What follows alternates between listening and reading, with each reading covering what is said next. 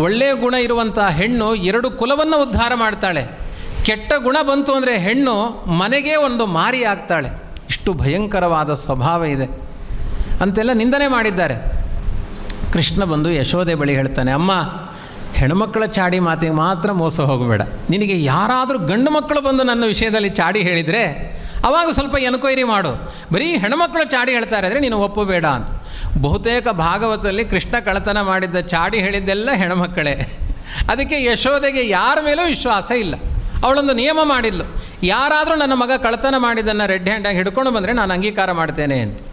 ಆವಾಗ ಒಂದು ಭಜನಾ ಮಂಡಳಿ ತಯಾರಾಯಿತು. ಅದಕ್ಕೊಬ್ಬಳು ಅಧ್ಯಕ್ಷಳಾದಳು. ಅಧ್ಯಕ್ಷಳ ಒಂದು ನಿಯಮ ಮಾಡಿಕೊಂಡ್ಳು, ಕೃಷ್ಣ ಹೇಗಿದ್ದರೂ ಮನೆಗೆ ಕಳ್ಳತನಕ್ಕೆ ಬರ್ತಾನೆ, ಅವನನ್ನು ಹಿಡಿಲಿಕ್ಕೆ ಉಪಾಯ ಏನು ಅಂದರೆ ಒಂದು ಪಾತ್ರೆ ಒಳಗಡೆ ಹಾಲು ಮೊಸರು ಬೆಣ್ಣೆ ಎಲ್ಲ ಹಾಕಿ ಆ ಪಾತ್ರೆ ಒಳಗಡೆ ಒಂದು ಗಂಟೆಯನ್ನು ಕಟ್ಟಿ ಅದನ್ನು ಎಳೆದು ಮೇಲೆ ಕಟ್ಟಿದ್ಲು. ವಿಟ್ಲಪಿಂಡಿ ಉತ್ಸವದ ಹಾಗೆ ಮೇಲೆ ಕಟ್ಟಿದ್ಲು. ಕೃಷ್ಣ